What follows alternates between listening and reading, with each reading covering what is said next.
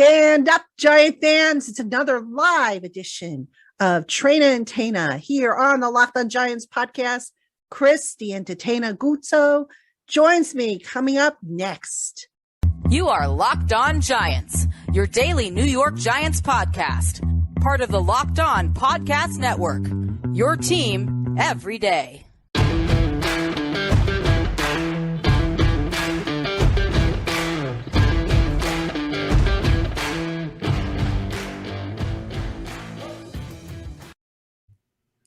Stand up.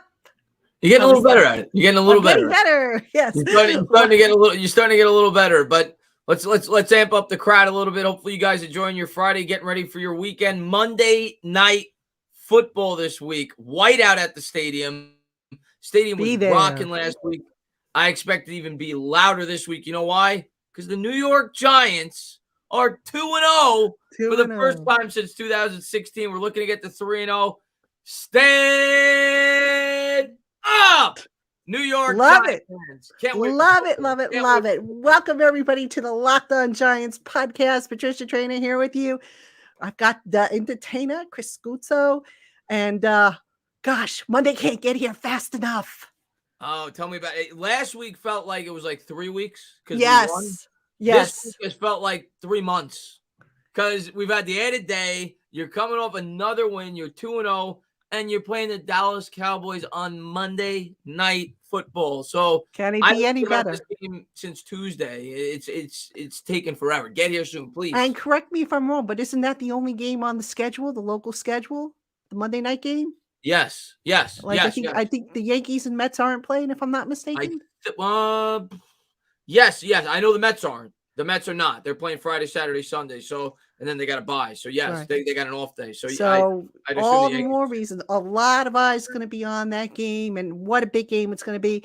And Chris and I are going to break it all down for you.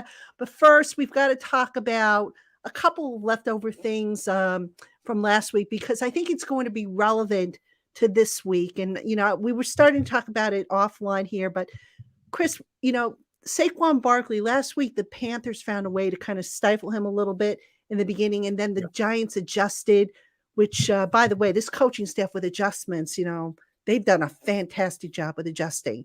So much for the old coaching staffs that used to say, oh, adjustments are just figments of your imagination. What did you see differently with what the Giants did in the second half? Because this is going to be relevant. Dallas is going to probably take a page out of that playbook and trying to stop Saquon and daring Daniel Jones to beat him. Yeah, well, they're going to do the same exact thing. They'd be stupid not to. I mean, Carolina was very effective in limiting Jones in the first half. Dallas so far this year hasn't been ultra aggressive on defense when you look at their numbers. I just did my preview video. That's why I know. I looked into it. I think they blitz so far this year. They blitzed 18% of the time. Last year it was 28%. But when you factor in the opponents they've gone up against, Tom Brady's not really a guy you're going to want to blitz. So I expect the Dallas Cowboys to be very aggressive in this game. I expect Dan Quinn to send a lot of blitzes. And, yeah, they're going to try to do exactly what Carolina did. They're going to try to force Daniel Jones, especially if Tony doesn't play, without his some of his better weapons in the passing game, to beat him through the air. And the reason why I think Saquon got it going, first off, Saquon was incredible in that second half. People don't realize because they just look at the final box score because he did nothing in the first half. He had almost 70 yards rushing in the second half. So, yeah. And he didn't have a run in that game over 16 yards. So he had just a bunch of 8 to 10 yard runs. He was just getting big carry after big carry there to help the offense. But I think what happened in the second half, I don't think Carolina stopped trying to stop Saquon, but I think Jones started to get it going a bit in the passing game. And that made them honor the throw a little bit more. And that gave Barkley at least an opportunity to start to get it going on the ground game. So, yeah, if Dallas comes out with that same approach, the Giants have to come out with a much better offensive game plan from the start in this game.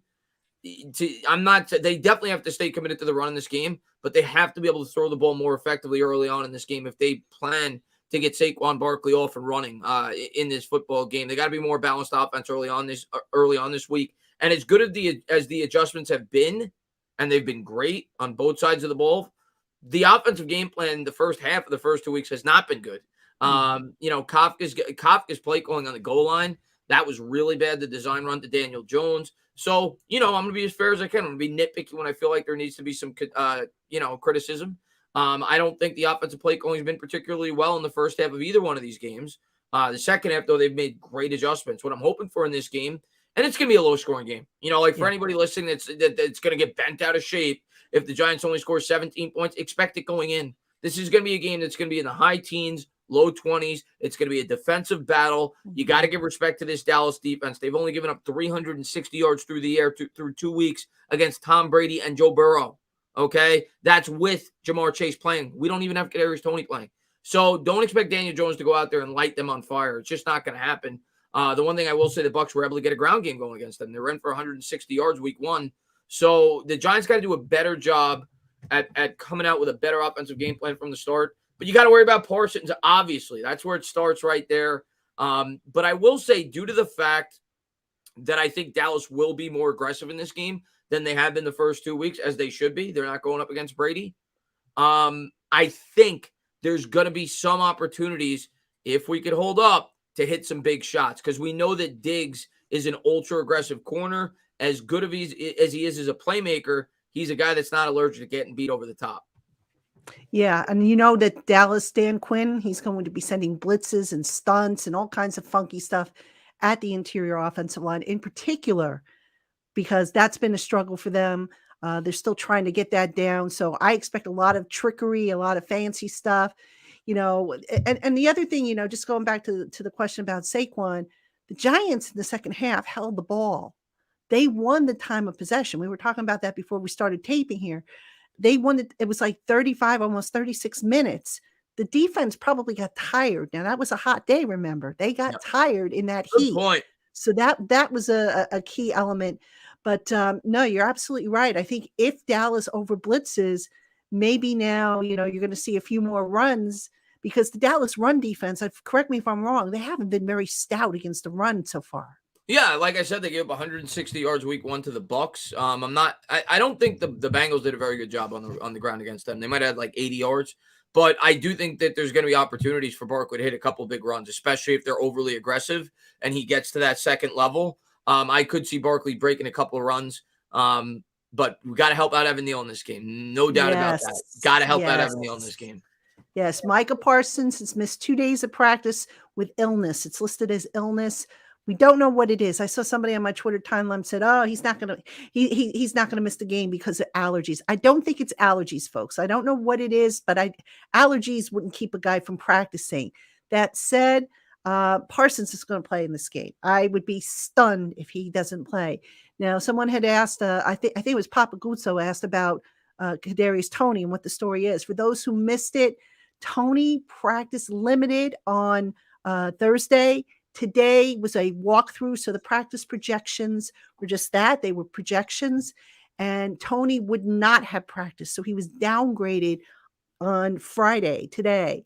So not a very good sign. That hamstring's still an issue. Now, yesterday, for what it's worth, we were in the locker room, and I happened to walk, I was walking around, making my rounds, whatnot, saw Kadarius Toney, thought he was walking a little bit, with a limp. And I said, okay, maybe he's just sore from running around. Apparently my observation, unfortunately, was accurate, because he would not have practiced today. But tomorrow is a big day for him. Yeah. If he doesn't practice tomorrow, I think it's safe to say he's not playing. And it would be a dang shame, because that's the one guy I think, and I've spoken to a couple of guys who covered Dallas. We dissected the games, and they said that's the one guy that really scares them on defense. It should be. You saw what he did last year to them when they had Diggs on him. I think he had like 180 yards receiving in that game. So if I was a Cowboys fan, that'd definitely be the biggest weapon. I mean, I still think I'd be most scared of Barkley personally, but yeah, you got to respect Toney, especially if you're a Cowboys fan, and the way that you saw him carve your defense up last week. But yeah, if Toney doesn't play, I mean, now you're asking Richie James again to step up. He's going to fill that vacancy, and Sterling Shepard, and maybe this is the week where Golladay does get a more expanded role. Maybe Slayton gets involved. Who knows? But I don't know. The wide receiving core is it's too hard to predict in terms of what it really is. And speaking of which, Papa Guzzo wants to know, can Golladay be a slot receiver? I don't think that's his best fit, but it would not surprise me if he took some snaps there, because going back to, what was it, Wednesday, when they didn't have to do an injury report. Remember Wednesday, Who didn't practice? Shep didn't practice, and there and I think it was Tony. I don't think Tony practiced either, if I'm not mistaken. So they were down a couple of receivers. When they're down receivers, they generally move guys into other spots that they don't normally play. So maybe they did take a look at him. I don't know. We get kicked out of practice after, 20, 30 minutes or so. So we don't get to see the team part of things. But, certainly, could Golladay be a slot receiver? I'm sure they took a look at him in that regard. But is that his best position? I don't think it is. No. He's definitely a guy on the outside. He's definitely a guy that I think they'll try if he gets snaps this week. He's a guy they'll try to feature in the red zone. But no, that's not his strong. That we have plenty of slot receivers. I mean, whether it be Richie slots. James, Sterling Shepard, even without Tony, we could work the slot. If Galladay's going to play, it's going to be on the outside. Right, absolutely. All right. Evan says, I want to see Kayvon and Aziz out there. I think you're going to get your wish, Evan. It looks that way, doesn't it? I would be shocked if both of those guys aren't out there. I spoke with Aziz yesterday in the locker room, and that kid didn't stop smiling. And trust me, he wasn't smiling because he was talking to me. He was legitimately happy. Hey, some guys have been smiling because they talk to me because they like me. That's good. That's the way it should be. But in this case, Aziz, the more I was talking with him and we were talking about, football and stuff like that, he couldn't come right out and say it. Eventually, I think he did, but he's playing. I think he's going to play. I think Kayvon's going to play. Can you imagine how sick that defense is going to be? Now, I'm not so sure Leonard Williams plays. I don't think he's going to play. I don't think he's going to play either. I know Leonard wants to play. If you go back to last year, Leonard, with that triceps injury that he had, wanted to play even when the season was down the toilet. And he did go out and play because he wanted to be there. But this one, it's a sprained MCL, I believe. And you saw how long it took for Kayvon to come back from a sprained MCL. Now, every injury is different. Everybody heals differently. But, he might be a week or so, especially with a quick turnaround. The Chicago game coming up, 6 days later. So, yeah, I'd be surprised. I'd be surprised if he plays. I would. It's just me guessing. Especially if Aziz and Kayvon are going to play, I think you'll see Ward actually play on the line. He's big enough. He's 290 pounds. He's played well for the Giants, so I think he'll probably play on the line and get some snaps there to fill in the void for, or at least someone. They'll probably mix it up, but I think he'll be Justin Ellis, a little bit of Justin Ellis on there. Davidson will play. Davidson actually played pretty well last week. He had a couple of good pressures up the middle. Right. So, I mean, they've got ways to fill it in. All right. Jay wants to know about Robinson. I'm not sure which Robinson you're talking about, Wandale or Aaron, but I can answer. I'll answer for both. I spoke to both guys this week in the locker room. Week 4 seems to be the more realistic time for those guys to come back. Wandale Robinson has a minor knee injury. They're just they need him for the long haul, so they're kind of going cautious with him. But he seemed very confident that he would be back for the Bears game. Aaron Robinson, got a chance to talk to him. He basically, the surgery he had, he didn't get stitches. He had what's called that skin glue. I don't know if you're familiar with it. If anybody's ever had surgery, nowadays they use skin glue that has collagen in it instead of stitches. Because it's supposed to help you heal quicker. I had it done, so I know all about skin glue. So Robinson, a little bit of soreness in the core area. Plus, you don't want to, you got to let that skin glue or that cement or whatever you want to call it really take effect, because God forbid you turn the wrong way and you rip open the hole where they went in with the scope. So Robinson, I think we're looking at another week, the Bears game, and same thing for Wandale Robinson. So, hope I covered both for you, Jay. I wasn't sure which hopefully we see Wandale out there next week. I'm not going to get my hopes up, but I hope we see him out there next week. He's definitely not playing this week. Yeah. And we'll see about Aaron Robinson. Who do you think is going to start on the outside? Do you think it'll be Flott again? I think so. Yeah. I think, Flott, Wink Martindale said that Flott actually started cramping up during the game. Yeah. So they stuck Fabian Moreau in there, to take some of the onus off. Now, Flott didn't play a perfect game, but he wasn't horrible. I thought he played okay. He had one horrible he held his own out there. So, I think they were pleased with him. Yeah, we had wondered if maybe he got yanked because he started to drop off a little bit, and it was because of cramping apparently. And so very encouraging. Flott played well. I thought Dane Belton in his first NFL action played well. Julian Love, of course, played well. I mean, I love that 3 safety set. Yeah, and you're going to see more. Against You're that going to running see back. more of it this week. I promise you. You're going to see. Oh yeah, against Pollard and Zeke. Yeah, Mhm. you're going to see a lot more of that this week. A lot of blitzing with the DBs for sure. Yeah, absolutely. So, defensively, I think they're going to be fine. Wink's got something cooking in the lab. He was just kind of walking around with that twinkle in his eye. Yeah. And some of the players, you in talking to some of the defensive players, they had that how can I say swagger, that swagger, that grin, like, oh, wait till you see what we're going to do to the Cowboys. So, listen, the Giants have been winning on the heels of the defense. The defense has been carrying them because look, Daniel Jones, and this, please, I'm not launching an attack on Daniel Jones here because I know some people are going to say, what do you do when you're picking on Daniel Jones again? Oh no, you'll have plenty of people that are going to love what you're about to say. Of course, but you're not going to win a lot of games when you pass for under 200 yards. Yeah. The passing offense has to pick up. Now, I get it. Some of it has been the offensive line, but Daniel has to do a little better job. You saw that video by Dan Orlovsky.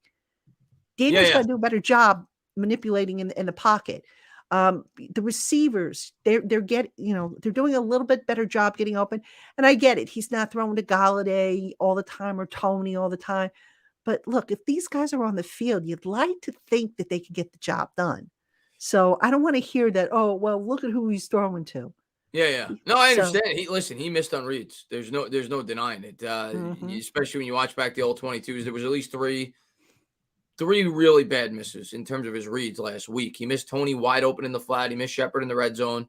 And there was another bad miss in terms I think it was Sills that he missed. Might have been Sills. He also made good plays though. I tried to be as fair as I can when I judge Daniel Jones and every player in this team. He made a really nice throw to David Sills. When you go back and watch the film and got an opportunity to watch people break it down, that was probably his best throw. And then he made 2 really nice throws to Richie James on that touchdown drive. So he did some good again. I'm giving him the same grade. Yeah. C+. I give him a C+ week 1. I'm giving him a C+ week 2. Yeah. You could say it was a mixed bag. Mixed bag. Yeah. He did enough when the game was on the line. He definitely came up with some big plays, some big third down conversions. But he's got a lot of work to do. He's got to clean some things up. And we're not going to beat good teams, like really good teams or even good teams, if he's missing those reads. He's got to connect on those reads. This offense, happy feet.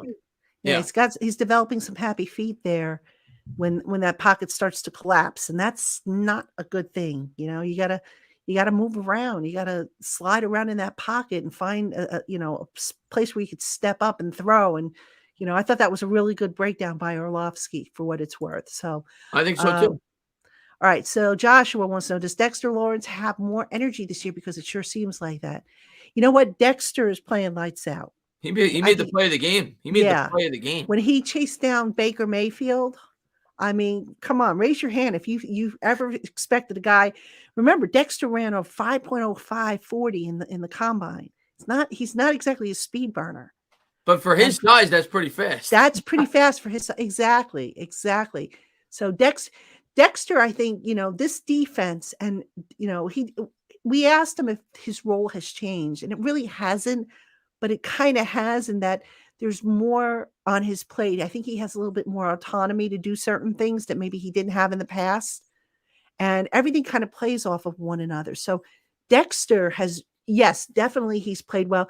And here's the other thing. I think playing alongside of Leo Williams has been a big thing. I mean, they're like the dynamic duo out there. Yeah, unfortunately, he won't have his partner this week, but I know more than likely, at least. But he's been great. And you know what? I want to circle back to that play.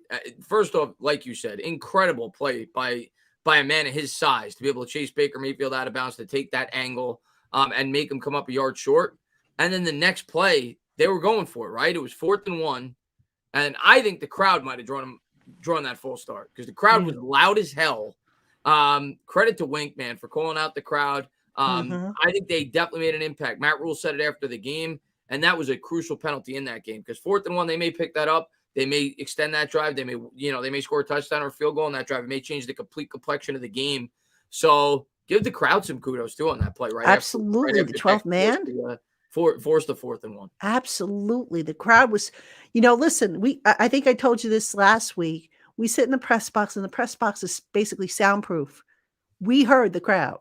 Yeah. We could hear it. We could feel the vibration coming through the press box, and we could hear it. It was a muffled roar, but we could hear it. That's how loud the crowd is. It reminded me almost at times like a playoff crowd. Yeah, it was that loud.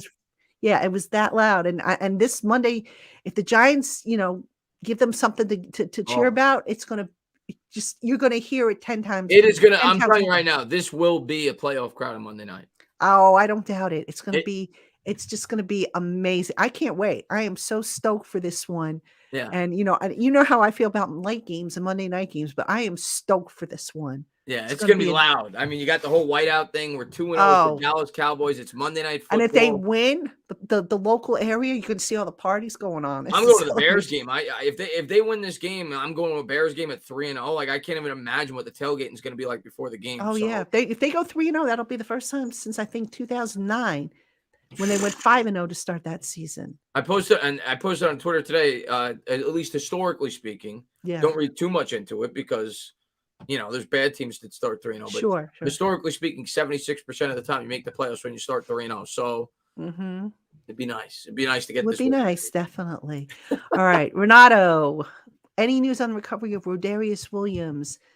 You know what, Renato? It's interesting. Rodarius Williams has been in his locker every time we've been allowed into the locker room, but I've never seen anybody go up to him to see how he's doing. I know I haven't made my way over to him, so I don't know where he's at, but I wonder, last I heard he was on track, and there was optimism that he would be ready. And I was told like mid-season, whenever, you want to consider mid-season, but if other guys are playing well to where they might not need him, maybe they don't rush him back. I mean, I don't know, but Flott played well. They picked up Moreau. So we'll Aaron have Robinson to see. will be back. Aaron Robinson will be back. So, maybe they just say, okay, you know what? Take your time because you're coming back from that ACL. Just take your time. Don't rush. I don't see any reason know. to rush him back. I don't see any reason to rush him back. I don't see any reason either. Yeah. I think they're going to want their young guys to develop. So I know he's young, but he was 25 when we drafted him, and they probably don't view him as like a piece of the future in terms of being a starter. So I don't think they'll rush him back. I think they're going to develop Flott and Robinson. Right. All right. I got to do this next one. Timothy. My man. What's up, Tim? Timothy. All right, Timothy. No, they're not going to put pressure on him. Come on, dude. I know I know what Timothy's all about, but I had to do that. I had to put this question up. He asked, will Azeez Ojulari and Kayvon Thibodeau put a lot of pressure on Cooper Rush on Monday night? I think that's the plan, don't you? I mean, they better, otherwise we're going to be in big trouble. Yeah, exactly. Otherwise, it's going to be a long night. Because we're going to be blitzing a lot, and you got now Flott on Michael Gallup, who's going to be playing, and they got weapons on the outside, so we better get to the quarterback quickly, and I think we will. I think we're going to come out with a good game plan. I think we're going to make some plays on defense this week. I really do. Right. All right, Deron Osman, if you had to lose a game, would you rather lose it to Dallas or Chicago? Chicago. Yeah. It's in the division. Yeah, you can't lose a division game, man. Yeah, and home. To Dallas, come on. Then we got to listen to Tank Lawrence with that little Eli garbage. Come on. Oh. I'm sorry, Chris. Remind me how many? Has Tank Lawrence done? How many rings does Eli have again versus Tank? Remind me again. 2-0. Yeah. Okay. Enough said. What is Tank Lawrence? He's been nothing for the last since he signed that contract with Dallas. He's done nothing. You know what this situation reminds me of? My brother. I called him Little Lawrence on Twitter, but I thought about calling him Tiny Tank. It reminds me almost of, my brother likes to rankle me about the Giants because, he went from being a Jets fan to a Chiefs fan, and he likes to rankle me a little bit. And I say to him, I'm sorry, how many championships have the Giants won compared to your team? And it's that back and forth squabble. It's, at this point, I think they're just doing it just to bust on each other. I really believe that. I mean, come on, man. Come on. Let's see. So look, just scrolling down for questions, but Chris, what concerns you most about this game, whether it be a matchup? I mean, and obviously Parsons versus Evan Neal, you're going to have to get him health, but is there another matchup or something that concerns you about this game? Yeah, definitely. That's the biggest concern. Parsons versus Neal. But on the other side, if I'm a Dallas fan, I'm close to equally as worried about my tackles going up against the healthy Azeez Ojulari and Kayvon Thibodeau. So I think that's a mismatch too when you're asking a rookie left tackle. I mean, it's a rookie edge rusher, but I think that's a spot we could take advantage of as well. But in terms of another matchup that I worry about in this game, I mean, you still have to worry about Flott for sure on Gallup on the defensive side of the ball. That's definitely worrisome for me. I know Gallup's coming off the injury, but that's a worry. And Pollard, but in terms of in the passing game, but I do think, after seeing last week, I think we'll do a very similar thing. We'll have more DBs out there. So I'm not too concerned with Pollard, even though I know he's a big play threat in both the pass and run game. But I would say Gallup outside of Parsons is probably my biggest concern in this game, just because of Cordell Flott. He's an inexperienced corner on the outside. Yeah, I would agree on that. But I think they'll probably, in obvious passing situations, I think maybe they might give him some help. I don't think you have to worry about Adoree Jackson getting help. I think maybe they might slide some help over to Flott's way if need be. So, all right, folks, got to run a couple commercials. Actually, one now, one a little later. So we're going to be right back after I run this one. All right, Giant fans, true confession time. I'm not a fan of Keeping Up with the Kardashians at all, but recently a very old YouTube clip of Kimmy K losing one of her $75,000 diamond earrings after being tossed into the ocean kind of resonated with me. No, not because I own a pair of $75,000 diamond earrings, but I do have a simple pair of gemstone earrings that I inherited from my mom that if anything were to happen to them, I think I just might flip out the way Kimmy K did. But here's the thing. The good folks over at Bright Code make it easy and affordable to cover any jewelry loss that one might experience. All it takes is a couple of minutes to sign up, which you can do from your smartphone. And for about $5 a month, you get comprehensive coverage on your irreplaceable jewelry. So don't wait. Hit them up today at bright.co/lockedon to learn more or to secure your comprehensive coverage policy. All right, Giant fans, welcome back to the LockedOn Giants podcast. Patricia Traina and the Entertainah. Well done. You did a good job with that read. That was a tough read. You did a good job. That was a tough read. But you know what? That was a fun read. That's a fun sponsor. Because they said be creative, come up with something really creative. So I actually wrote that copy myself. So good job. Well done. Thank you. Well, back, I guess my old experience as a advertising copywriter came into handy. So all right, let's get back to the questions. And of course, we're getting you ready for Monday Night Football. But first, Chris, how much of an effect, if any, do you think knowing that these Giant legends that are going to be honored at halftime, how much do you think that's going to maybe play into the equation to get people juiced up, and especially the players? Because Daboll's going to somehow find a way to work that into the mix. I hope so. I'll say the last time I went to the Traina game and they won that game, their defense played incredible that day when I think they turned Hurts over 3 or 4 times in that game. So hopefully the same thing happens here. Hopefully they're amped up to see Leonard Marshall and 9,000 other Giants going to the Ring of Honor on Monday. It's like 8 guys or something, right? I think it's 7. 7. It's a large class, so it should be a lot. It should be great to see that at halftime. If you're going to the game, definitely enjoy that. But hey, hopefully the defense and the offense get something from it, and maybe Daboll does play into it a bit. But yeah, I'll say the last time when I went to the Traina game, seemed like it had an impact on the defense because that was probably our best defensive game all year last year. Yeah. And by the way, folks, if you haven't done so yet, check out my interview with Leonard Marshall. You will not want to miss it.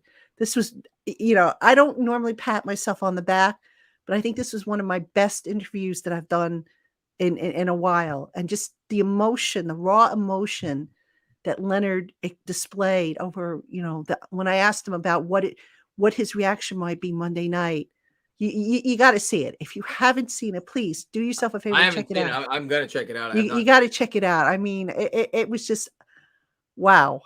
That's all I'm gonna say. I don't want to spoil it, but I knew it meant a lot to him because it sure does. yeah, It sure does. I've seen him talk about it a lot on social media. So Yes. I'm Yeah. glad he deserves it. I'm glad he's getting in. He definitely does. And for those of you who, you can find the interview on the YouTube channel. I recommend watching it if you can, because the visual I think will really strike a chord with you. But if you need to listen to it, it is available on all our audio channels, Apple, Google Play, Stitcher, all those audio channels, wherever you get your podcasts. So definitely check it out, folks. You will not be sorry. All right, let's get back to some of these questions here. Renato Parente, who else do you see on the pup who can return this year and who would be put back on the practice squad waived? All right, Renato, there's really just two guys. There's Nick Gates and Matt Parrott. Yeah. So I think it's a little too soon to say who might go back to who might be waived or who might, end up on the practice squad. You got to kind of see where the injury situation is. There's no need to rush Parrott and Gates. I don't think either one of them is going to play this year. I'd be surprised. Yeah. Now, that being said, there's no need to rush them. I've spoken to Gates. Ellison Smith also. JC Silva just did it. Yeah, Ellison's on IR. IR, yeah. Yeah, so he was asking about Pup. Oh, the Pup, yeah.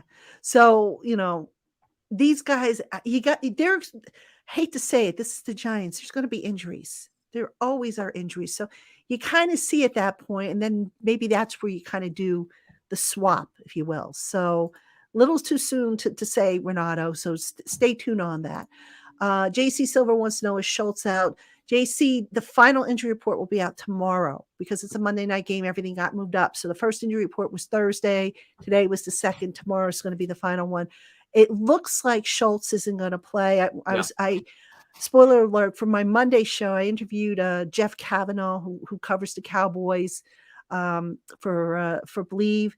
And he didn't sound too optimistic that Schultz was going to be in the lineup. So yeah, that's what I've heard too. That's what I've heard, and that I'm gonna guess that Schultz will not be playing on Monday. Which I would be surprised if Schultz is going to play. Parsons, I think, will play. I know a lot of you are like, Parsons is playing. I'd be stunned, absolutely stunned. LT showing up to the game to see Parsons play. Parsons going to play, and it's a big game for him. Monday Night Football, showcase himself.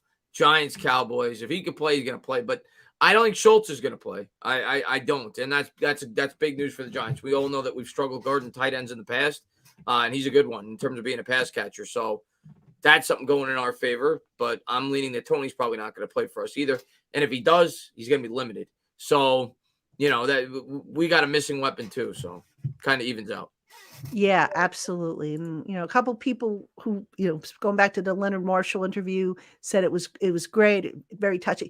Definitely check it out, folks. I can't stress it enough. It's you will not be sorry.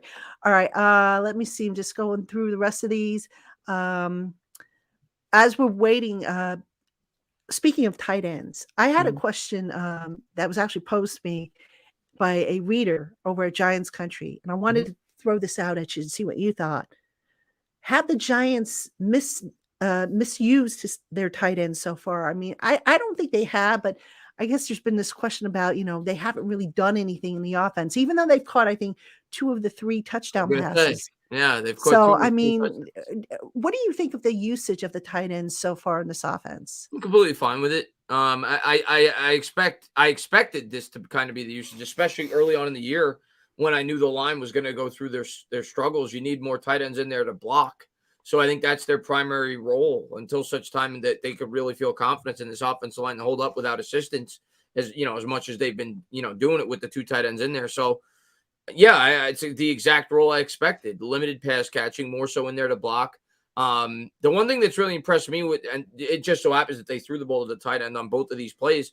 But when's the last time I don't think we ever saw it under Garrett, where we had 2 touchdowns that were that easy.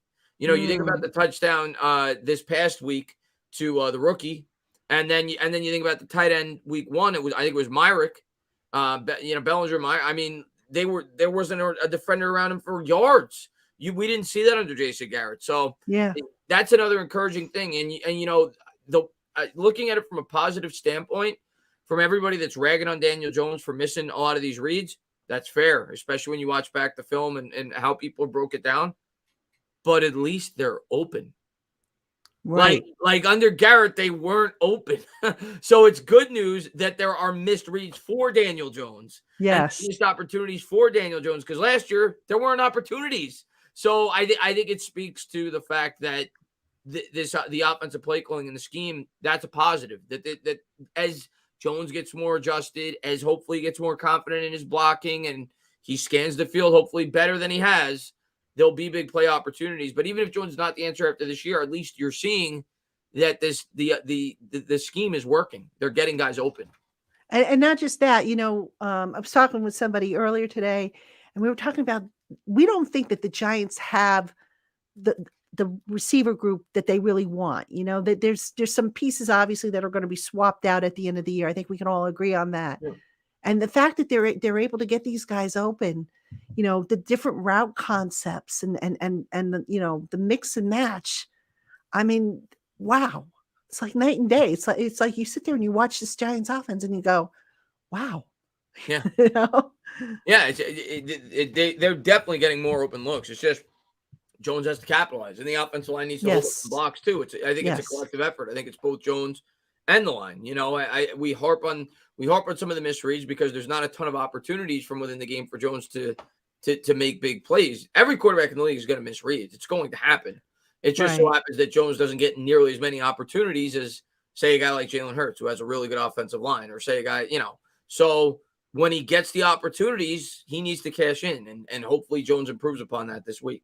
Where do you see the biggest weakness right now on that offensive line? I would say, obviously, it's in the interior, but, you think in the left side, you think in the right side, up the middle. I mean, where's the biggest problem? This week, I think it's the right tackle, but it's because of Parsons. But in terms of overall, I think it's the left guard. Azudu got rotation. Yeah, Azudu, and I'll say this: Feliciano was really bad last week too. Well, he also got dinged. Yeah. Oh, did he? Again. Okay. Yeah. Yes. He struggled. I thought the left guard struggled. Azudu looked really bad. Bredesen was okay. I thought Bredesen was actually better than he was week 1, but still not very good. Yeah. So I would definitely go with the left guard. Klawinski's not very good either, if I'm being honest, in terms of pass protection. So the entire interior is just not good right now. Yeah, and that was supposed to be the strength, if you think about it. Well, because of the veterans and Feliciano knowing the system. Well, as opposed to the right tackle, but you knew Thomas was going to be good. Yeah, so yes, definitely, and that's what worries me against Dallas, is because I would be willing to bet that Quinn does a few blitzes and stunts and fancy stuff. He's definitely going to try to take advantage of it, for sure. Of course. Yeah, sure as we're both sitting here, there's no question about it. Yeah. All right. Timothy says, do you think they are using Tony in the right way? They got to get him on the field. Not you. I mean, let's get him on the field, and then we can talk about whether they're using him the right way. I mean, I can't really get mad at the Giants in terms of their usage of Tony when the guy can't stay on the field. Yeah. Let's be fair. I mean, the guy, like people say he had limited snaps, but I think it's obvious why he had limited snaps week 1. It's because the guy's been dinged up. He had a banged up hamstring all throughout training camp. Now it appears there's a decent shot he won't even play this week. Being that he got downgraded today in practice. So he's got to be the best abilities available. He's got to be on the field. So they're not really misusing him. There hasn't been much of an opportunity. I will say he was wide open on a throw last week, and Jones missed him. Yes. So hopefully, if he's on the field, Tony's going to be a good player for the Giants. I think he fits the scheme very well, but he's got to get on the field. He's got to stay healthy. Yeah, and that's a problem. Hamstrings are tricky. Yeah. So who knows how long that thing's going to linger with him. All right, Mackenzie Bruno, is Wan'Dale playing? Probably not. I think week 4 for Wan'Dale. I did speak with him this week. Yeah. He's feeling better. He's been able to move around. I don't really see much of a limp, but you got to remember they also have the 2 games in a matter of 7 days. 6 days, something like that. Yeah, because they play on Monday night. Yeah. Yeah. So you probably, with a guy coming off injury, unless that guy's been out like several weeks, like, Thibodeau and Ojulari, you're probably not going to rush a guy back and say, okay, we're going to, put him on the field again 6 days later. Just my guess here. So, we'll see. But I think week 4 for him and Aaron Robinson, which is what I said at the beginning. I hope so. Ryan H says, is Nick Gates coming back? I know he wants to. Yeah. Will it be this year? I'm not going to bank on it. I'm not banking on it either. I think, it's interesting. Gates is in an interesting situation. This is the last year of his contract. The Giants, I think we can all agree, need to draft a center or get a center, a true center. Yeah. Because I don't think Feliciano's the long-term answer. Do you put Gates back there, who is better at guard? Mm-hmm. Or do you just say, okay, you know what? If Shane Lemieux isn't going to be our answer at left guard, do we put him there? Do you maybe save Gates and have him be your jumbo tight end and eventually place Lewinsky at right guard? What do you do with him? Where does he fit? I think obviously it starts with his recovery. We got to see if he recovers and he's near the same player he was before the injury. So that's the biggest thing. This is a very serious injury. I mean, he had like 7 leg surgeries or something, right? So it was a very serious injury. So hopefully he's himself. But if he is, and I have no doubts he's going to give it his all. I mean, I love him. I have no doubts he's going to give it his all. I don't know if he becomes a starter or not. I think you at least bring him back, and he could provide his depth and maybe potentially be a starter. If I was like Richie Seibert was. Yeah. And if I was going to put him, I'd say one of the guards. I think, like you said, I think you draft the center, and I think his natural position is the guard. And it would only be because I think Lewinsky's going to play next year. I think he's coming back for another year, based off the contract. On the contract. Mm-hmm. It would have to be if, 1, you didn't draft a guard in the draft relatively early, and 2, if Azudu didn't further develop. Because if Azudu further develops, he's your left guard. It's not going to be Nick Gates. And it's not going to be Shane Lemieux either. Yeah. So I think it comes down to that. Don't forget McKeithen too. He got hurt. So Gates is going to have competition to even make this team next year, if we're being honest with ourselves. I know we love him and he's a fan favorite. I love him to death. And I hope he does. I think he definitely has value because he could play all 3 positions on the line. He could play tackle, he could play guard, and he could play center. So I definitely could see him getting a chance to come back with the Giants. I don't necessarily think he's going to be starting, though. Yeah, I think it's going to be like Richie Seibert's career path. Yeah. Richie came back from that devastating injury. I think he started off as the jumbo tight end, and then he just waited until there was an opening on the offensive line, and then he stepped in. So I think that's what we might see when it comes to Nick Gates, assuming, of course, he's healthy, which fingers crossed he is, because he's been working his butt off. I mean, I don't normally root for players, but I'm How could you not root for him? You have to root for him. You have to. How can you not? I love him. All right. Amazing Guy says, do you think DJ will be back for sure if they make the playoffs? I don't know. Do they make the playoffs because the defense carries them and the offense is or I think that remains to be seen. Don't you? Yeah, I think it remains to be seen. Obviously, the probability of him coming back, if it goes up if they make the playoffs.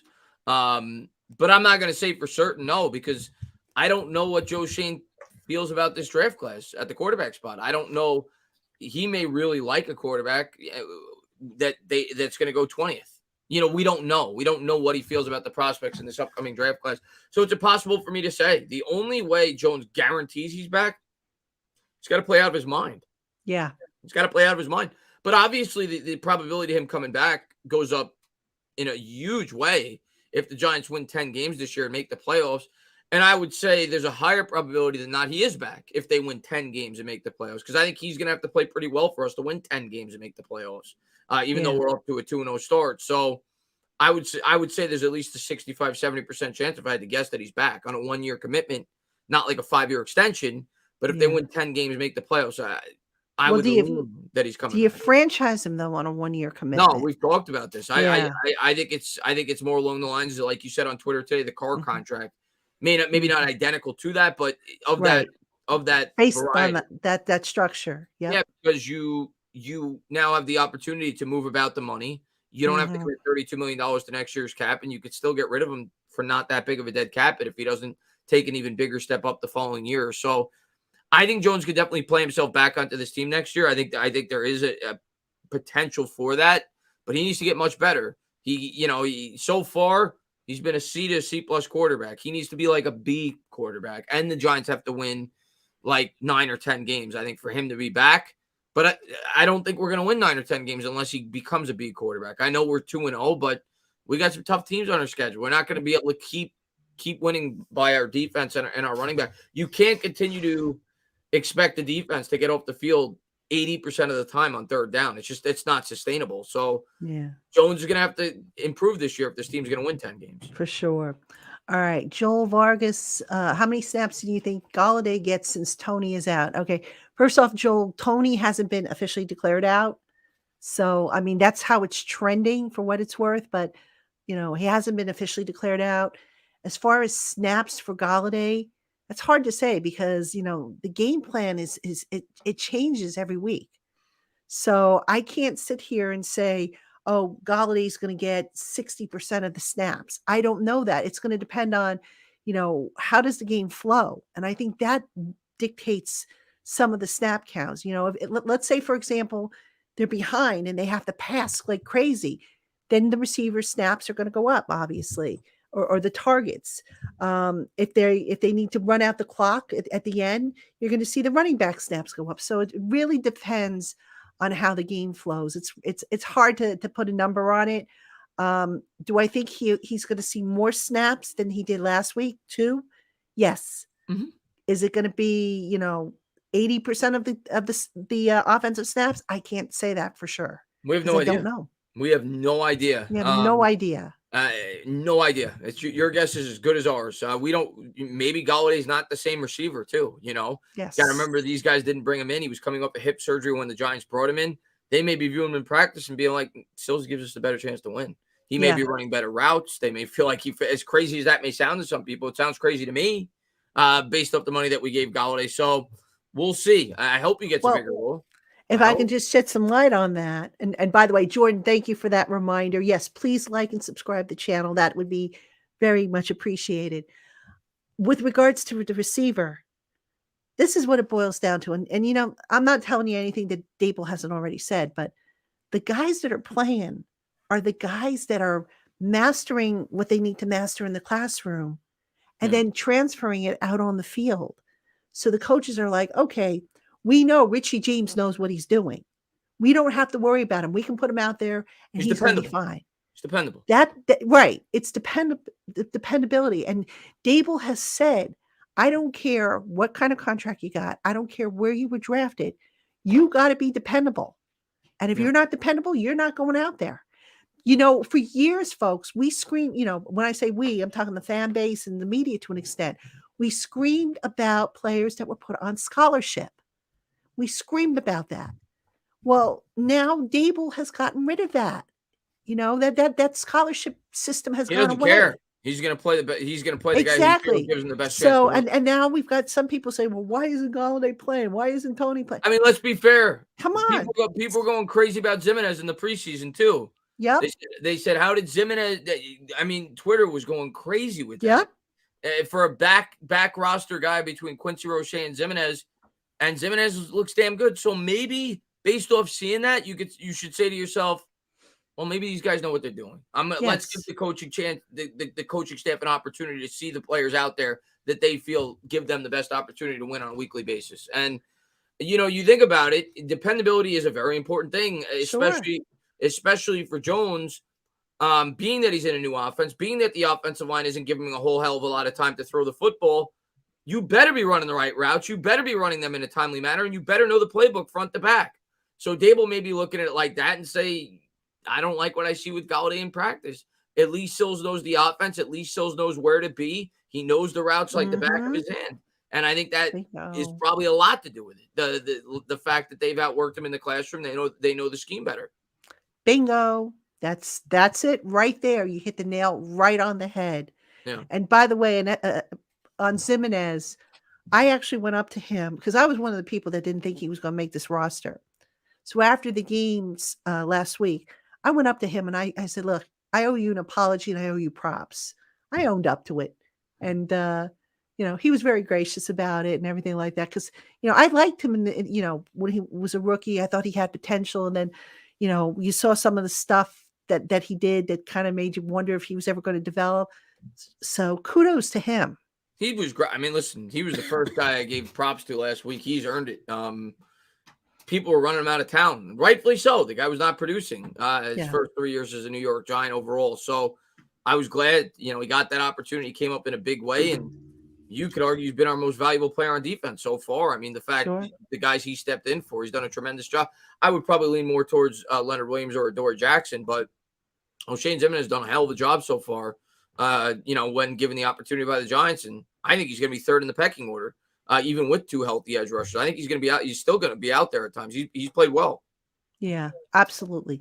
All right, got to run one more quick commercial. This is a short one, and then we'll be right back. We'll continue our discussion and answering your questions. Hey, Giant fans, BetOnline is the only place that offers the best information on the latest odds, contests, and player props for all your sports betting needs.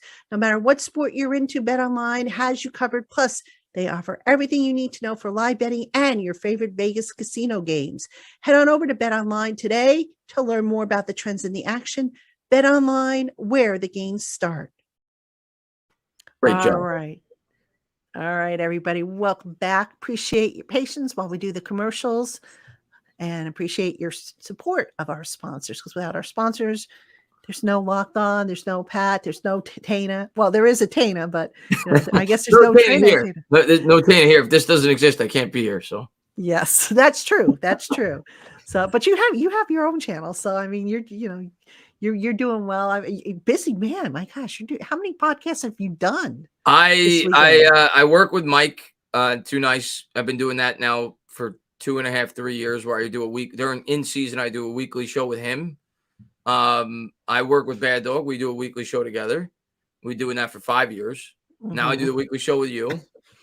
And then I try to do a weekly show once a week when I can, where I get like a random Giants podcast that I don't work with often, and I try to give them some exposure. And yesterday was great. I had a great conversation with Big Blue Banter. Right.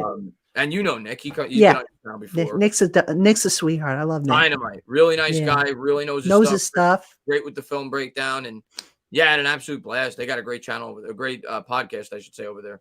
Yeah. And Tommy G is got his thing going. Yeah, for ultimately, we want to expand that. Tommy G has been doing stuff over on Giants Country. So those of you not familiar, I think it's Tommy G 105. Really good guy. Maybe I'll get him on my channel soon. Give him a plug. I mean, check his stuff out. He really works hard at it. And he's so humbled by the work he does. So do check him out if you get a chance over on Giants Country. All right. Neymar Sekhorn, do you think Golladay will get traded because he's not been performing well? Nobody's going to touch that contract, Neymar. That contract, trust me, when I say that contract is just a bear, it's so bad. There's no way. You have to take on guaranteed money, for a guy unless Dave Gettleman gets rehired into the NFL somewhere else. Yeah. Then seriously. Maybe we got a shot, but it's not happening. It's not happening. I mean, you got to be realistic. It's not happening. Let me just look up the contract real quick so I can give you some numbers as to how bad this thing really is. All right. So if the Giants were to trade him, this would be a post June 1st transaction. Theoretically speaking, it says, according to Over the Cap, it says that they would save 17.75 million. I don't think that's right, because Golladay has no, it is right. I'm sorry. Golladay has a 21.15 million cap number. His base salary is 13 million, and that is guaranteed. That is fully. Is it fully guaranteed? Actually, it says 3 million of the base is guaranteed. And then you've got the remainder of the signing bonus. So it's 3.4 million times 1, 2, 3, 4. So, you multiply that times 3.4 million times 4. It's like Yeah. 14 million. Yeah. And then he already has been paid out a roster bonus of 4.5 million. It's just not feasible. It makes no sense. A team would have to take on basically that entire. Nobody's trading for Kenny Golladay. Nobody's trading for him. Bottom not line. happening. I mean, It's not it's Shane. Look, there's a reason why when Shane needed money, he stayed away from that contract. I think Shane would rather take money from his own pocket to give the Giants salary cap space. Not that he can do that, but I think he would rather do that than to touch that contract, because I think the handwriting's on the wall. Golladay will not be on this team next year. They'll have to, it's going to hurt. But let me just see if they make him a pre-June 1st cut next year. Let me just see what he's due. A roster bonus on March 19th. Okay. And he has a cap hit of 21.4 million in 2023. So if they cut him pre-June 1st, they save 6.7 million, but they have to eat 14.7 million. They're doing it. They're cutting him. Okay, but if they make him a post-June 1st designation, according to Over the Cap, they save 13.5 million. Isn't the way that works, though, and I could be wrong in this because I remember talking about this in the past, and you know the cap better than me. We still have to eat. We still only saved 6.7 in the end. It's just that it gets spread out over 2 years. That's correct. So the following year, you're still taking a hit. Right. You're still taking a hit. So what would happen? I'd rather just get it done with. And that's what Shane's been doing. If you think about it, the cap is going to go up next year. So let's see, the cap space is projected because the TV money is going to kick in next year. So next year, the base cap is estimated at 225 million. This year it was 208.2. Right. So, you're going to have some room. Now, for everybody, right now the Giants have, according to Over the Cap, 55.63 million in space. Right. Don't get excited though about that. Let's play the game right now. Let's save the 6.7 on Golladay. So now you're at 62 about. Yeah. Who else could we cut? Let's play the game. Let me look at the roster. I'll pull up the cap right now. I'm going to look at the roster. Let's take a look. Who else can they cut next year? Let's see. 2023. I'm going to spot track. So I got 2023. Shepard's going to. Okay, he's not going to be back because he's got avoidable year. Could you maybe, if they get fed up with Kadarius Toney, could you look to maybe move him? Let me see the dead caps. 6.7 for Golladay. I think that's going to happen. Jackson saves you 9, but I don't think they cut Jackson. They're not cutting him. They're not cutting Dex. They're not cutting Andrew. They're not cutting Gowinski. I don't see a whole lot they could cut at the top, other than now I've seen some people say, well, what about cutting Leonard Williams? I wouldn't cut as long as Leonard's producing. I'm not cutting him. They backordered his contract too, so I think that kind of assured that they're keeping him.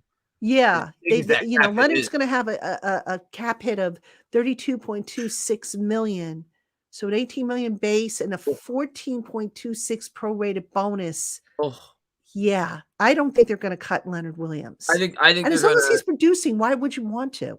I think they might think about extending him to spread that money out. Because I would do that. I mean, that quite honestly, I'm surprised they didn't. Going to Leonard next year, they may do that. They may give him like a 2-year extension and spread the money out. Well, actually, he's got avoidable year. Remember, he's got avoidable year in 2024. What a mess. Yeah. This is the leftover effect of, the previous regime. Yeah, looking at it, like you said, there's not much were else. they everything they said they would never do, they did. Yeah, it's a mess. And I don't understand, basically they tried to do what the Eagles tried to do back when they had the quote unquote dream team. Yeah. Build a championship, build a team that would be a playoff contender. It didn't work the last 3 times they did it. What the heck made them think it was going to work this time? And the $62 million is nothing because first off, you're going to have to allocate 10 to the draft, about at least 10. We'll say 10. That's $52 million you got now. Mm-hmm. We talk about all the time. We want to extend Andrew Thomas. Now I don't know how that would affect next year's cap because it may still be on the rookie salary and an extension after that. I don't know. What's that? If they extend them, it may not affect next year's cap because it depends. If he gets prorated signing bonus, it will affect the cap. So there you go. So that you figure will at least have some kind of effect. That knock off another $5 or $6 million by that. And then you got the Daniel Jones decision. Who knows, right? Are we going to bring him back? Are we going to draft a quarterback? I think You'd almost have to put a quarterback on a rookie contract if you really want to optimize the cap. Of course, but if I mean, I think to draft one, I think if it's 50-50 for Daniel Jones, if he's coming back, you draft a kid. Yeah, or if you don't love a kid, the other option is you sign a veteran. If you sign a veteran and you have Taylor be the backup, and you get a guy like Garoppolo, something like that for a year and a year or two until you find your quarterback in the draft. So I think it'll come down to what Jones is willing to come back for. But we're not going to have a lot in terms of cap space. And then you got Barkley. If Barkley's a big year, could be back. So, those are just some of the question marks we have. Julian Love's another one. He's played well. He's a free agent. So that cap space will be eaten up very quickly. Really quick. And right now, folks, it's just too soon to say, oh, Jones is coming back or Jones isn't coming back. Barkley's not coming back. It's too soon.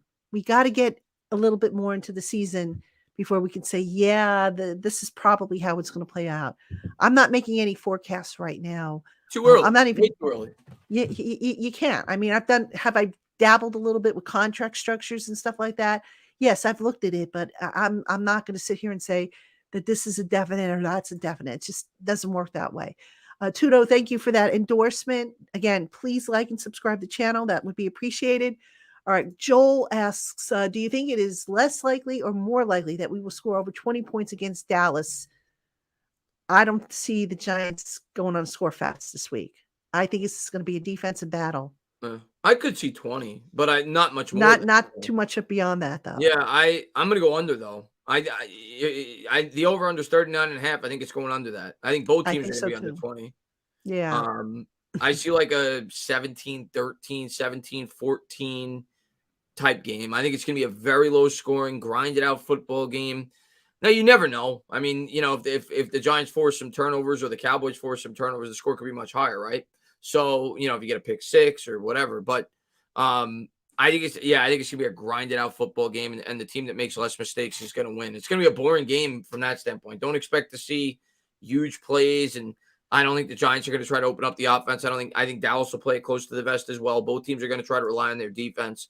So, I don't see the Giants. But if they do it 20, I think it'll be about 20. I don't see them going much higher than that. Yeah, I agree with you on that. It's going to be a defensive battle for sure. Yeah. Okay, I saw. Okay, Sidon Smith, 2 teams in white this Monday. I doubt it. Is Dallas going to play in the white unis? I don't think so. I don't think so either. I could be wrong. I know they traditionally like to wear white, which I think is their home jersey, but they like to wear it on the road. But if the Giants are going with here, I got the information. I got the information for you. Todd Archer reports the Cowboys will wear their navy jersey with silver pants in Monday night's game against the Giants. So that should answer that one. Yeah, there's no way. Yeah, I didn't think it would be 2 teams in white. That just wouldn't work. Yeah, there's no way. I know they normally do wear the whites, but because the Giants are wearing the whiteout jerseys, they're not going to wear the whites. Yeah, exactly. So, all right. Here's a good one. Good coaching can bring out the best of a player. Absolutely. Oh my gosh, do you not see big time? This coaching staff, the schemes, the stuff they've been able to do. You just we were just talking about O'Shane Zimenez. He's looked better than he's ever looked. Mm-hmm. Julian Love has looked good. For sure. I mean, the defensive side specifically, there's been so many individuals that have looked better than they ever have through the first couple of weeks. And we've had a ton of injuries on that side of the ball. So Dexter Lawrence, even though he's been good, he may be looking better than he ever has the first couple of weeks. So it's Leonard Williams. They haven't had sacks, but they've looked great. They've gotten great interior pressure, and that's without the presence of Azeez Ojulari and Kayvon Thibodeau on the outside. So 100%. The defensive scheme in particular has been fantastic. Mm-hmm. All right, here's an interesting one. Let's take a poll. Golladay, the worst contract ever. Worse than Nate Solder? No, not the worst ever. Well, maybe means for the Giants because I like Albert Haynesworth. Well, I'm talking. I should have clarified. Worse for the Giants. Yeah, worse for Albert Haynesworth. Yeah, definitely worse. Worse for the Giants. I'd have to think back. I mean, I know like can you say Solder for sure? Solder. You have the Jeff Schwartz contract. That wasn't very good. You got LeVar Arrington. That wasn't very good. It's up there though.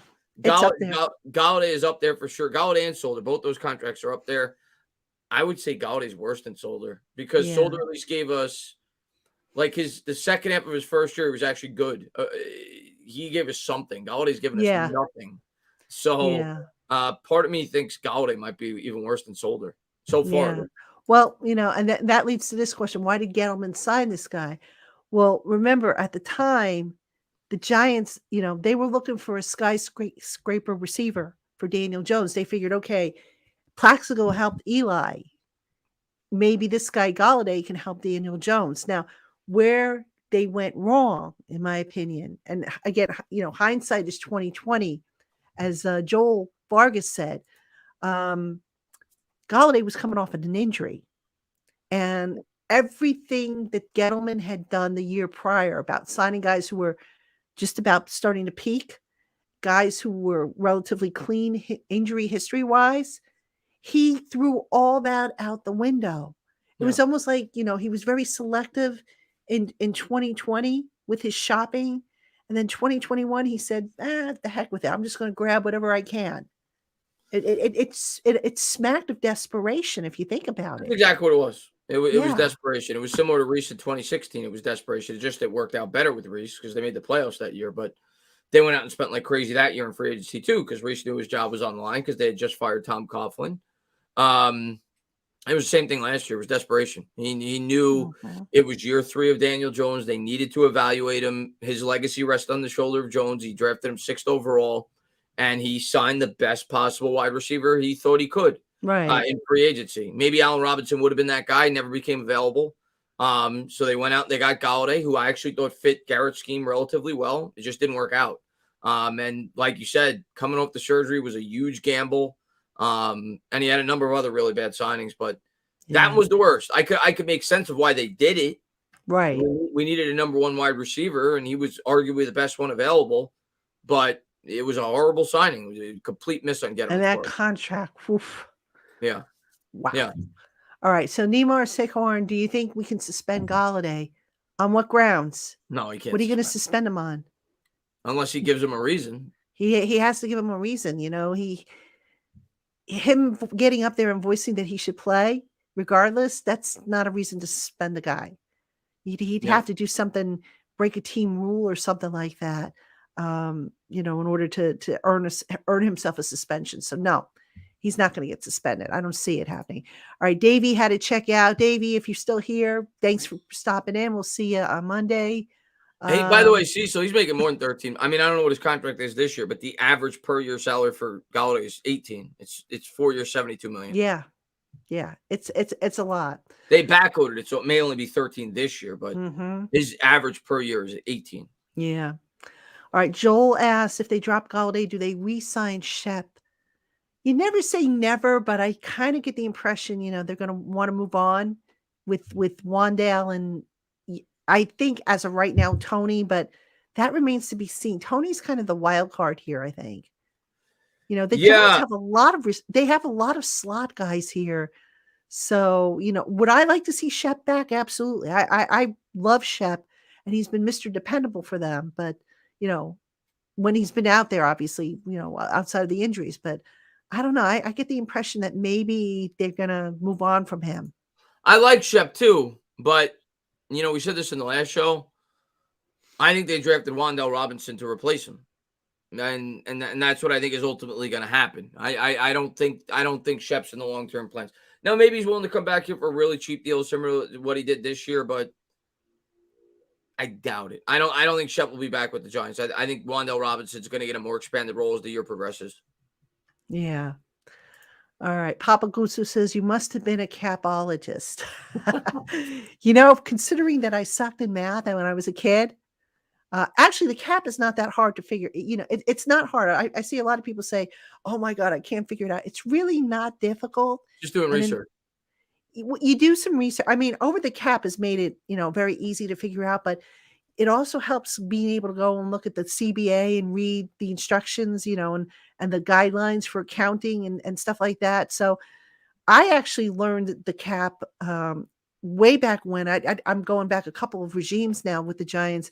I had a member of the front office who worked with the cap, who kind of sat down and taught me the basics. And then from there, I just read on it. And, I took a course on the cap, asked a lot of questions, and I still don't know everything, but, it's fun to sit there and kind of tinker with contracts, because a lot of I times love become doing it. pretty cash. That's something I really enjoy. I make a lot of videos on that in the off season. Is going over the cap and going over what some of the avenues I think they could go down and how they could spend the money and what they could do.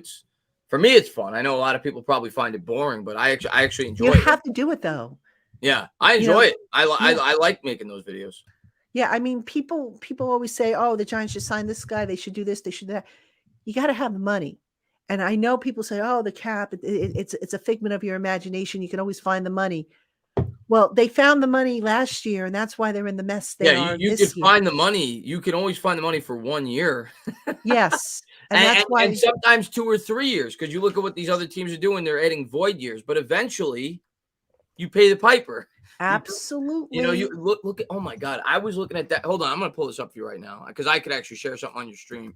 Look at this contract, and I'm happy as a Giants fan. I was looking at it today.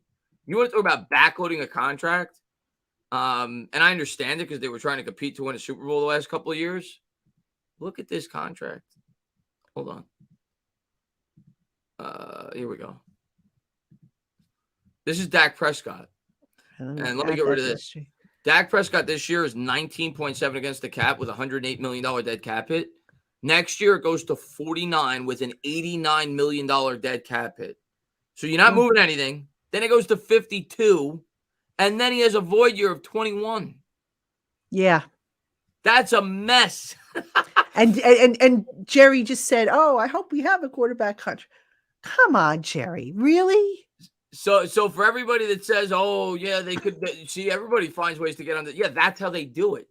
They borrow, they borrow to kill themselves, a year or two later. So that's the only way these teams do it throughout the NFL. But his contract is a mess with the Cowboys. Yep. That's why you gotta be smart about it. All right, folks, we're gonna go just a little while longer. I know a lot of you want to check out the Yankee game. I think what time was the Yankee game getting started, or did Yankees it start? they already started. We're Mets fans, so I'm going to tell you right now. No, but I know some people wanted to see the Yankee losing, game, which is good. Well, who's losing? The Braves. Yeah. Okay. They're a game and a half behind the Mets. They're down 4-0 to the Phillies. Mets don't play till 10. But the Yankees right now. Let me take a quick gander. Where are they? I'm trying to find where they are. I think they started. Let me see. Yeah, I think they started. Yeah, they're up 4-1 in the 6th. Let me see if Judge 0 for 3 on home run. Okay. No home run. So then by the time we get done here, that game might almost be done. So yeah. So it sounds like you're not missing anything as far as history goes. Yeah. But so I appreciate those of you who are in the live stream, by the way. Because some people are like, "Oh, the Yankee game is on. I want to see that." But I want to see. Well, that's why we record this, folks. So you can go back and you can always take a look at it. All right. A few more questions. Renato, is Julian Love going to be extended? If so, for how much and what time? Renato, I haven't worked out a number for him. Again, it's too early. I don't start doing that stuff until December. Right now, would I extend Julian Love? I'd have no problems doing so. Yeah, I think Julian Love is again. It depends on how much, but I think Julian Love is a really good fit for this defense. He was actually one of the first players I thought of. Yeah. When Wink came, we did draft Belton though. But we've seen Wink likes to run a lot of multiple safety looks, so I could see Love back here. I could too for the right contract. I don't. Right. We're not breaking the bank for him. He's not going to get a huge gross contract, I think they can get him reasonably. Yeah, if they could get him back here on a good contract, I see no reason not to bring him back. He's versatile. You can move him around. And he played really well last week. So I'd like Julian Love back under the right circumstances. Sure, I would too. But, it comes down to money. And if a guy overprices himself, I don't think Shane would He's hesitate. replaceable at the end of the day. As much as I like him, you could find another safety in the draft in the second or third round that Right, can right. replace Julian Love. So Yeah. you're not going to go above and beyond for him in terms of the contract. But if it's reasonable, you bring him back. Sure. All right. Brandon Swan said, join late. Who's balling out against the Cowboys? Shepard seems to have number one locked up. I don't know if I would say Shepard has number one locked up. I mean, can we even say that there's a number one Wide receiver? I mean, Nope. no, I don't think we could say that, but week to week, it's going to be different. So far it's been Richie James. Actually, he's probably been the number one so far. Yeah. In terms of targets, I'd imagine. But we'll see this week. It's week to week for me. It might be Golladay. It might be Shepard. It might be James. It might be Sills. I don't know. I don't know how they're going to use these receivers week to week. We got to let it. Yeah. I think we got to give this season a couple, 2 or 3 more weeks till I honestly to develop trends and get a real feel for this offense. Yeah, I'm with you on that. And let's see, Perry Mack, is there a secret playbook for Tony that they've stashed away? I don't know if I would call it secret. Are there plays specific to him? Yes. Just like any other player, on the offense, any other skill position player. But again, guys got to get on the field. Yeah. It's the bottom line. They can have all the creative plays they want. If he can't get on the field, then what's good is it? Same thing with Wan'Dale. Got to get on the field. And I think they have a plan for Wan'Dale, like they said when they drafted him. I see everybody going crazy about Pickens. And listen, Pickens is good. Pickens is very talented. And a lot of Giants fans said we should have drafted him. He made a great catch last night for the Steelers. Let's at least give Wan'Dale Robinson a year, see how he's used in this offense. But he's got to get out there.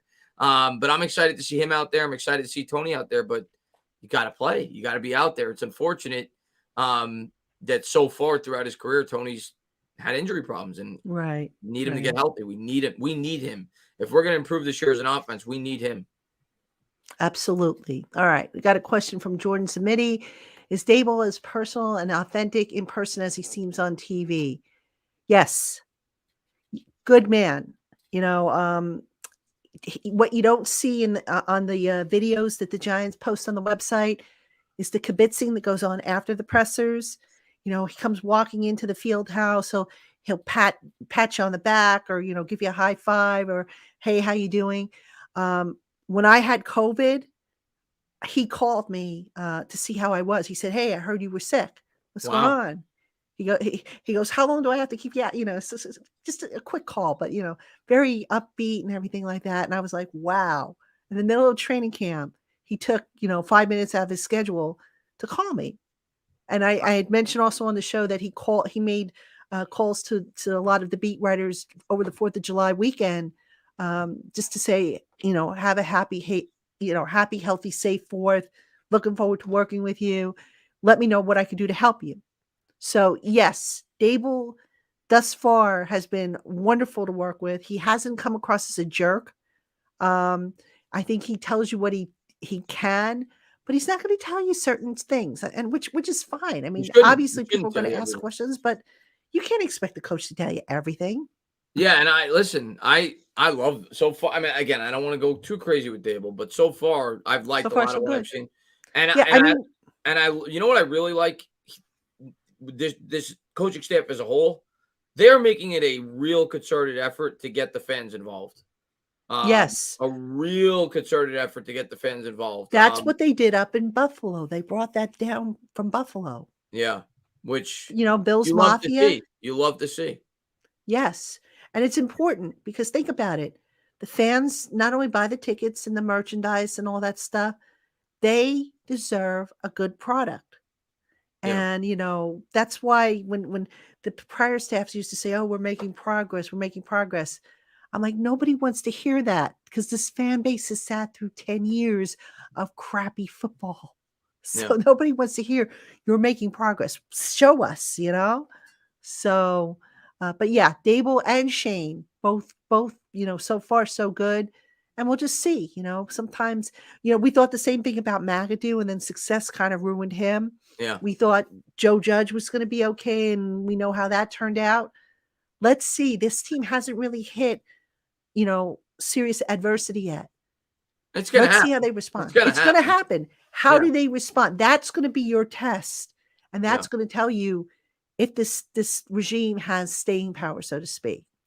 So, Yeah, I mean, listen, right now as fans, we're gonna be probably a little definitely a little more optimistic than we should be. Like, it's only been 2 games, but he's a new guy. You're excited. You want him to do well. We're prepping him up. Daboll there's gonna come a point where he's gonna hit adversity, like you said, and trust me, they will turn on you in a New York minute. So we'll see how Daboll handles it. I do think so far I like his vibe. He comes across as authentic. He doesn't come across as a guy that's like pre-rehearsed in his press conferences. He seems doesn't sound like a car commercial. Yeah, he's very comfortable in his own skin. So I'm pretty confident that he's going to be successful here, and I do think he's going to get a real opportunity, being that him and Shane are paired together. So I don't think he's getting run out of town after 2 years like the 2 previous head coaches. Right. So we'll see, but I'm going to give him a fair opportunity, and so far so good. I mean, the adjustments they made at halftime has been great. Absolutely. A1 since day one. Without Leonardo playing, our pass defense almost being the worst? Do we have a chance? You're getting Thibodeau and Ojulari back in all likelihood. So I wouldn't say that exactly. I mean, obviously we got to see what the kids bring and how Wink is going to deploy them. But I don't think it's the end of the world if Leonard Williams doesn't play. It's not good. No, it's not good, but it's not the end of the world. Yeah, let's not act like it's good, but it's not good. But yeah, they could overcome it. They overcame it last week. I mean, he didn't play for the last quarter and a half, I think, last week, and the defensive line was still able to get the job done. And yeah, they forced 3 punts. Or I think it was 3 punts, 2 3-and-outs, and I think they just scored 1 field goal. So they did overcome it. Yeah, they did overcome it. I don't think it's something that they could overcome probably for like 8 weeks, but I do think it's something that Wink could come up with a good game plan, especially for a limited offense, which is what Dallas is, if we're being honest, now. Yeah, with Rush at quarterback and a backup left tackle, like, yeah, they're not the Dallas of old. Let's put it that way, even with Gallup back. So I think they could find a way to push through it this week. I think they could even get by for another week because Chicago's not good. Yeah. After that, you're going to need Leo. Yeah, you're going to need Leo. Yeah. So we'll see. I would agree. We'll see how they do this week. But Leo not in there definitely hurts. I mean, you could argue he's our best player on defense. Yeah, absolutely. So, but, these things are going to happen. But like I said, you're getting Thibodeau and you're getting Ojulari back in all likelihood. So not the end of the world. Mackenzie Bruno, how many sacks will our defense have? You know what, Mackenzie, I don't like predicting how many sacks, receptions, all that stuff. That's too hard to do because you don't know how the game is going to flow.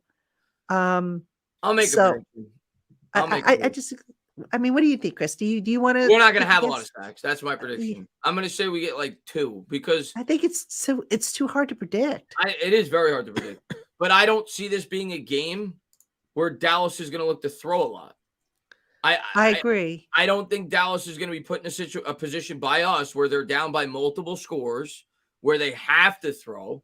And if the game is close and competitive with a backup left tackle, with an offense that wants to blitz as much as Wink does, as aggressive as we are, with our pass rushers back, with Cooper Rush in there, they're going to throw. Don't get it twisted. But I don't think this is going to be a team that's going to go back there and sling the rock 35 or 40 times. So I think it's going to be that for just opportunities alone. I don't see a lot of sacks. I don't think maybe 2, maybe 3, but I don't think we're going to have a ton of sacks in this game. Yeah, I think they're going to put it on the shoulders of Zeke and Pollard. Yeah, those are the guys that and when they do throw, I think it'll be a lot of quick passes, getting the ball out quick against the blitz. Yeah, definitely. All right, Perry Max says, "Do you see a difference in the building?" Oh yeah, oh yes. From how they redid the hallway in the football wing of the building, which is pretty cool, by the way. I took a picture of it. What happened now in the wing of the building? They redecorated it. It's really cool the way they did it. Now, I don't know if they did it this year or, because keep in mind, we weren't allowed in the building for a couple of years, but, just seeing it, I took pictures of it and then they told me I couldn't publish them on Twitter. I don't know why, because it's really cool, but I can describe what they did. They have maps of like the boroughs of New York City and New Jersey, and they have like history and like a little bit of history designed to help the players learn about the history of the area. And then they have historical scenes from great Giant moments. They have videos playing throughout. It's really cool. It's an emphasis on the history of the area and of, the team, because, a lot of times you talk to players, these young players, and you say, oh, do you know so-and-so? Like, for example, I interviewed Cam Brown for a story I'm doing. And I said to him, do you know of Chase Blackburn? And he didn't know who Chase Blackburn was. And I said, oh my God. Because, I'm thinking Cam Brown reminds me a lot of Chase Blackburn. Yeah. And I had to tell him about the history. I said, to be fair, outside of the Super Bowl, because he obviously made one of the biggest plays in that game. Right. If you didn't grow up a Giants fan, you're not going to know who Chase Blackburn is. No, I know that, but the point being is you come into the building. You gain a lot of these guys, they look at the ring in the locker room where you have some of the great Giant names, and you point out the names to them, and you say, "Oh, do you know the significance behind this guy?" They don't know, and it's like, maybe it's a generation thing, but if I worked for an employer and I didn't know the history of it, I'd be like, I would feel like I couldn't really give what I needed to give, because I think it's important. And the coaches, they do things to kind of, bring that history out. So, but I think, what Perry's actually asking is the vibe, the feeling around the building, are people upbeat and whatnot. Perry, they're not walking on eggshells like they were last year. It was very clear they were walking on eggshells. Everybody's kind of loose, laid back, but not to the point where, oh my God, everybody's partying and, nobody's taking work seriously. They know they've got stuff to get done, that there's a lot of work to be done. But, sometimes you could be too high strung. And then there are times when you need somebody who rolls with the flow, so to speak. And that's, I think, how you could classify Daboll. He rolls with the flow. And, if something pops up, you deal with it. You don't go looking for trouble. You don't go looking for situations. You just deal with what pops up, and you go from there. Yeah, and I think on the defensive side, they're foaming at the mouth like Wink is. Like they've both assumed they're coaches, right? So I love what this coaching staff has brought to this football team and the fan base. And like you said, we're going with the flow with Daboll. And I went into this year just free. That's the way I look at it this year. Is obviously on game day, I want them to win every single week. But I'm just looking at this team to get better over the course of the year. I'm taking the same approach. I haven't really upped my expectations because I'm not trying to set sky-high expectations where, fans may go crazy if this team doesn't win 9 or 10 games after getting off to a 2-0 start. I realize this is still early in the process. Do I think it's more possible we can make the playoffs now? Yeah. But we still have a lot more building to do. And I'm going to enjoy the process as a fan. I think it's going to take a couple more years to really get this team to where we want it to be. But it's off to a really promising start. And I think the fans are excited about it, as they should be. Sure. And I think it's only going to be a more and more exciting product as the year progresses, because they will open up this offense. I promise you. Oh, yeah. Absolutely. It just might not be till week 6, week 7. Once they get healthy, the line gets a little better. They're going to open up this offense. I promise you that. Which, by the way, those of you who watch the day after show that I do with David Turner, that's something he's been saying. We won't really know what this team is until about 4, 5, 6 weeks into the season. So it's coming, guys. We'll find out about it, and we'll see how we're feeling, in another month or so. But so far, so good. So far, so great. So far, so great. Yes. All right. We're going to take a couple more. Then I got to jump because I got to get tomorrow's content ready, because I actually have tomorrow off. The Giants are back at practice, but I have tomorrow off. Rare day off. Good for you. Well, I get no days off next week, so I had to pick a day off. So I'm going to do something fun for a change. You're not going to London, are you? You're not going to London, right? Right now, that is not in the plans. I have not been told that I'm going to London, but you know what? I'm not going to lose sleep if I don't. I've been to London twice. Yeah. I love London. Don't get me wrong. I don't like the fact that, there's no bye week after that. If we were going, I would have liked the bye week. Right. I probably would have pushed a little harder for it. Because I would have liked to have maybe taken a trip down to France or something like that. But to go over there, cover a game, come back, you don't really get to see the city. Nah. Yeah. I've been there. So it's not like, I could say, oh, I've never been to London. I've been twice. So, all right, let's take a couple more questions. Tyron Bauman, Do you see us trading draft picks for starting quarterback next season? I asked because the odds of us drafting a quarterback in 23 is slim to none if this season goes well. You know what, Tyrone? It's going to depend on where the Giants end up drafting. But that being said, could I see an Eli Manning type of trade like what the Giants did in 2004? Yeah. Depends where we're picking. Right. It depends on where they're picking. Yeah. You know, if they're picking in the top 15, yeah, I think somebody's within striking distance. But you also got to look at who are going to be the other teams that need quarterbacks ahead of them.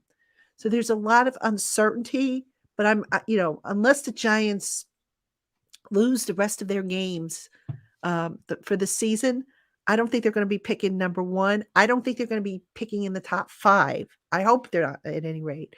And I say that for somebody who has got used to them picking high and being done early with the draft. But yeah, it depends. But I do think that if they're going to want a quarterback, they're probably going to have to trade up. They're going to have to engineer kind of like an Eli Manning type of trade. So and looking at around the league to answer his question in terms of a quarterback they could trade for, like a veteran, is what I'm assuming he's referring to. Miami, there's nobody. They're not trading Tua. Buffalo, there's nobody. The Jets, there's nobody. Patriots, nobody. Browns, they're not trading Watson. Baltimore, I still think, is keeping Lamar Jackson as much as people want to say that they are. Trubisky's not an upgrade with the Steelers. And obviously, they're not trading Kenny Pickett. Joe Burrow's not going anywhere. Trevor Lawrence not going anywhere. Houston, Davis Mills, is he really a big upgrade? Like, I don't think he is. The Colts, no. Matt Ryan's really old at this point. The Titans, no. Tannehill? Maybe 50-50. Maybe. They got It depends on how they do this year. Yeah, maybe. It's not somebody that I'm going to be super excited about, but he could be a stopgap guy. Chiefs, no. Chargers, no. Broncos, no. Raiders, maybe. Carr. If the Raiders really disappoint this year, that's a possibility, perhaps. Seattle, I think, yes. Seattle, well, they don't really have anybody. Who are you trading for in Seattle? Geno Smith? Oh, for trading? No. Yeah. Arizona, no. Rams, no. Niners, no. I don't think. Well, Garoppolo will be a free agent. He could be a potential target via free agency. Atlanta, no. Carolina, no. Saints, maybe Winston becomes available via free agency if they want to go that route. Like, there's a handful, but there's nobody that's like, I would say the best possible option, and people make fun of him, would probably be Garoppolo as a potential free agent acquisition. He's not good. And don't rule out Tyrod Taylor. That's why they signed Tyrod Taylor to that contract. They think he can be a starter. Yeah. So, he might be. I mean, maybe you do something. Listen, we'll see. We'll see at the end of the year. It's all speculation at this point, but maybe it'll be Taylor and another guy that they bring in that they kind of compete for the job for a year, and they kind of like Seattle's doing with Geno Smith and Drew Lock, something like that. Right. We don't know. We'll find out at the end of the year. Right. All right. Let's take one more question, and then I got to jump, as I'm sure you do. Papa Guzzo, can you see Daboll calling offensive plays this year? And that, I know where that question is coming from. David Turner on the Monday show thought that maybe, to help the Giants get off to a faster start on offense, maybe Daboll needs to kind of step back and help Kafka with calling the plays. I don't think so. I don't think that Daboll is going to call the offensive plays. I know Shane expressed a desire not to have him do it. I don't know that Daboll at this point wants to do it. I think it would be kind of detrimental if if he went to Kafka and said, "Hey, I'm calling the plays now. You take a seat." I think that would be deflating. They're too far in now to where I could see that being the case. I mean, Kafka would have to absolutely stink up the joint for that to happen, in my opinion. Yeah, I don't think that's going to happen. I'd be very surprised if that happens. I think they have faith in Kafka. I think they're smart enough to realize that this offense wasn't going to just click right away. So I don't see that happening. I think Kafka will call the plays. Maybe Daboll gets a little bit more involved if the offense is really struggling midway through the season. But I think it's Kafka's show this year in terms of being the play caller. But they may make some adjustments in terms of game planning if the offense struggles. Right. Maybe Daboll gets more involved, but I think Kafka will keep that title this year. Yeah. And like we've talked about before, Kafka didn't leave Andy Reid to come over here to be a token offensive coordinator. He had the easiest job in the NFL. Yep. You're literally the quarterback coach for Pat Mahomes with Andy Reid as your head coach. Like, Yep. you don't get easier than that. He had the cushiest job in the league. Yep. He's not leaving that job unless he's going to have added responsibility. Exactly. So, all right, folks, that's going to do it for us because I've got to go and I've got to get stuff ready for Giants country tomorrow. But as always, if you didn't get your question answered, save it or send it to me for Twitter Tuesday. Now, we're not going to do a Twitter Tuesday this week because Tuesday I'm going to have David Turner on the show. Monday, just real quick, I'm going to have Jeff Kavanaugh on the show. That show's already been taped and it's loaded and ready to go. Tuesday, we're going to have David Turner. Wednesday, I may try to do the mailbag on Wednesday. Then Thursday's a crossover show. Friday, Tainah hopefully is back with me for another live show. Yeah. I mean, these have been awesome. I hope you guys have been enjoying it. Hopefully by then Aaron Judge will have his record. I think he'll have it by then. I think he will. If he doesn't have it by then, he might not get it. So yeah. Oh my gosh, that would be. There's only like 10 games left, so that would be really disappointing. So anyway, folks, send those questions in if they didn't get answered. Make sure you check out Chris's channel. Make sure you check out Giants Country. We've got plenty of stuff, as well as we'll be, on site. We'll be covering the game live, post game, all that stuff. So until Monday, have a great weekend. If you're going to be watching football or whatever, enjoy the games, and we'll talk to you next week, everybody. Have a good night.